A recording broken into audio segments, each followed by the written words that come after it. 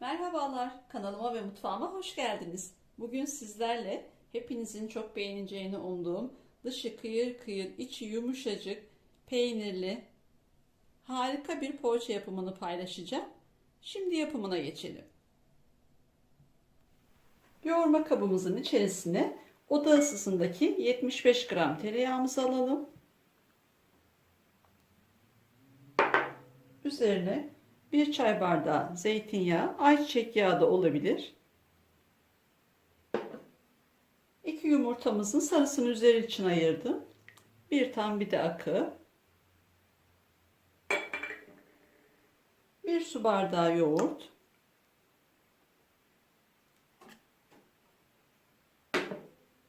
2 yemek kaşığı da sirke.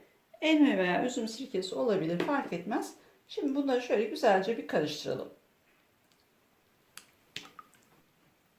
İyice karıştırdık. Şimdi artık yavaş yavaş unumuzu katmaya başlayalım. Önce birazını koyalım. Üzerinde bir paket kabartma tozumuzu ilave edelim. Önce şöyle spatulamızla bir karıştıralım.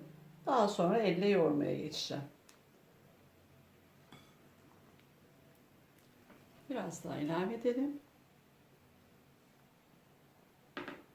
Ve artık elle yoğurmaya geçiyorum.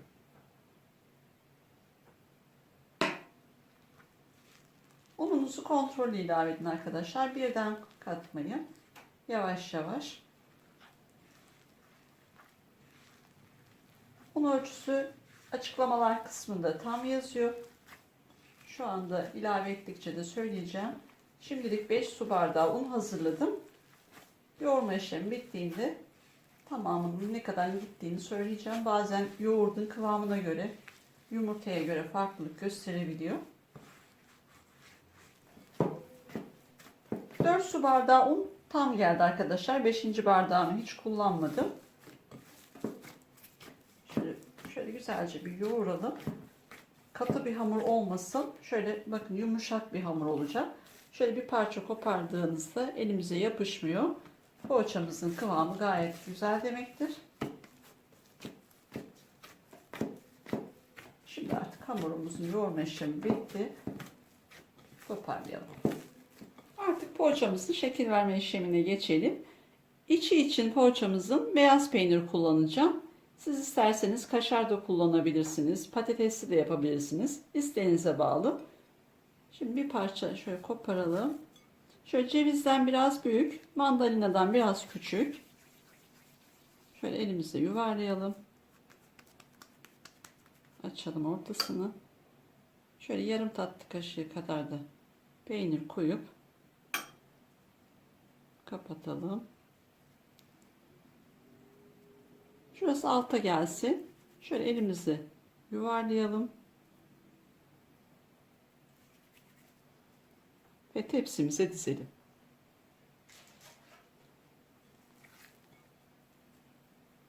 Mümkün olduğunca hepsini aynı ölçüde yapmaya gayret edin. İsterseniz önce bezeleri ayırıp o şekilde de yapabilirsiniz. O zaman daha eşit büyüklükte olur. Normal poğaça gibi kapatıyoruz. Şu kısmını iyice elimizle kapatalım. Şöyle yuvarlayalım. Kapattığımız kısmı altta kalacak şekilde tepsimize dizelim. Şimdi bütün poğaçalarımızı bu şekilde hazırlıyorum.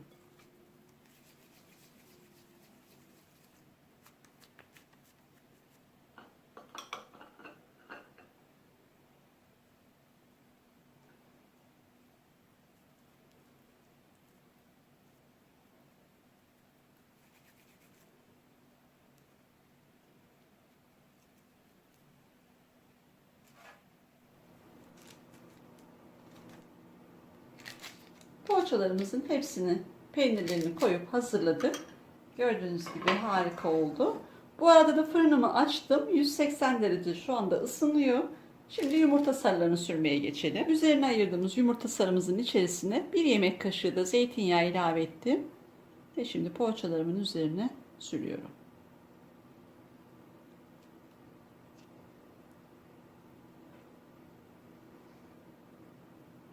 Çok çabuk, çok pratik olan ve çok kolay bir poğaça arkadaşlar.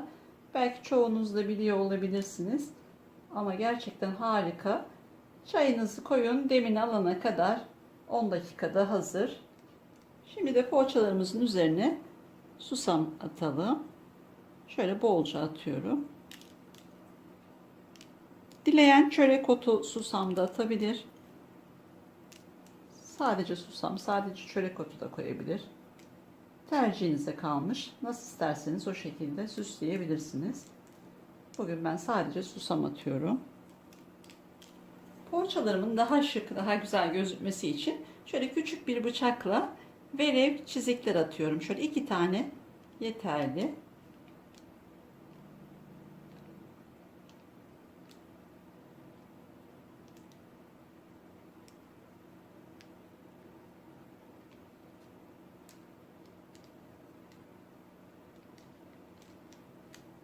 Poğaçalarımız artık fırına gitmeye hazır.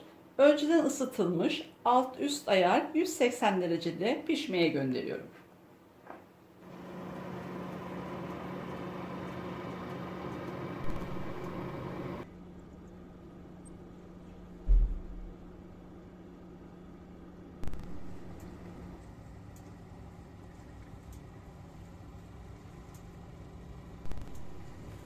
Poğaçalarımız fırından çıktı. Benim fırınımda 40 dakikada pişti. Ama bu her fırına göre farklılık gösterebilir. Altı ve üstü bu şekilde kızardığında çıkartabilirsiniz. Şimdi ilk ateşinin çıkması için 1-2 dakika dinlenmeye bırakıyorum. Poğaçalarımız ıldı ve ilk sıcaklığı çıktı. Gördüğünüz gibi harika oldu. Altı da üstü de nar gibi kızardı. Şimdi sunum tabağımıza alalım poğaçalarımızı. Gerçekten muhteşem oldu. Hemen çayınızın yanında mis gibi yiyebileceğiniz, dışı böyle kıyır kıyır susamlı, içi yumuşacık, harika peynirli poğaçalarımız oldu. Mutlaka denemenizi tavsiye ederim.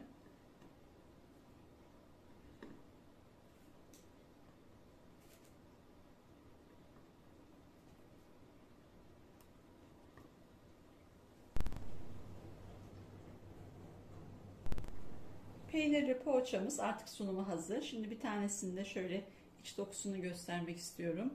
Gördüğünüz gibi ne kadar güzel oldu. Mis gibi içi peynirli. Harika poğaçalarımız oldu. Kıyır kıyır gerçekten, dış kabuğu bu şekilde. Şöyle bakın nasıl dağılıyor.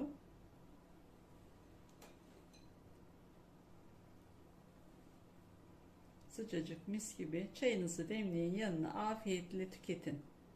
Tüm deneyenlere şimdiden afiyet olsun. Kanalıma abone olup bana destek olursanız çok sevinirim. Başka bir tarifte görüşmek dileğiyle. Hoşça kalın.